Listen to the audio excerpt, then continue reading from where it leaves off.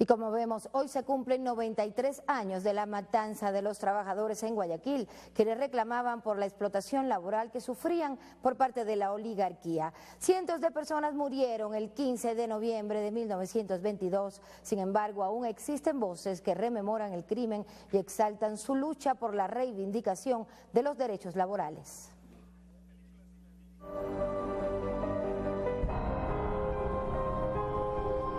Es Guayaquil en 1920, donde sus habitantes se dedicaban a la producción del cacao, y también es la época donde eran explotados laboralmente.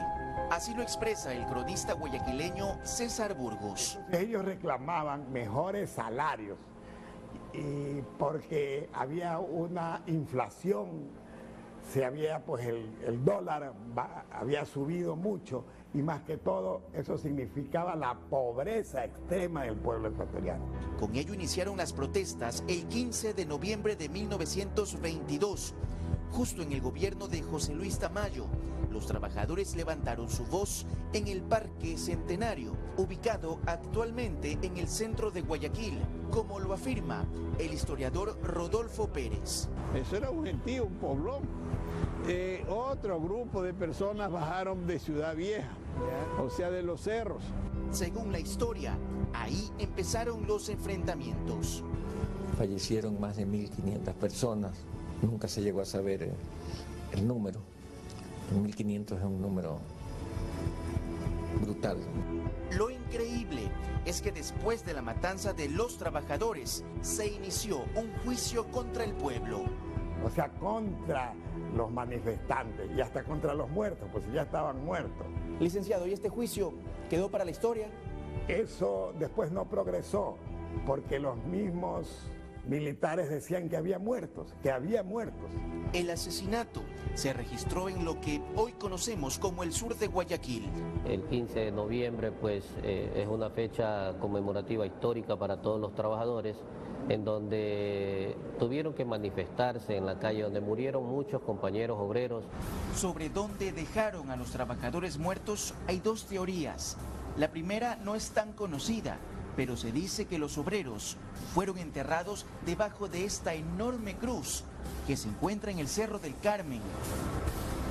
La segunda teoría es la más conocida, es aquella donde se dice que los cuerpos fueron lanzados al río Guayas, justo aquí, en el barrio del Astillero, el 15 de noviembre de 1922, día en el que se conoce como el nacimiento de la lucha obrera en el Ecuador, y que hoy recordamos poniendo cruces sobre el agua.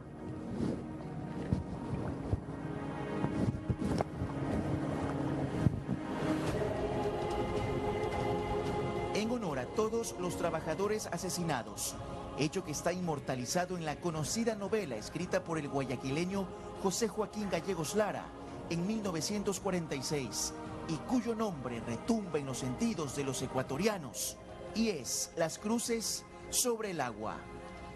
Más allá del valor literario, es profundamente humana. Indudablemente, pues que habría que hacer un monumento para los caídos del 15 de noviembre, que no lo veo por ningún lado, ¿no? Sería interesante. Y así reconocer la lucha de los trabajadores asesinados, quienes lo único que hicieron fue alzar su voz de protesta para exigir sus derechos. Con imágenes de Jesús Mora, Emilio Zamora, Gama Noticias.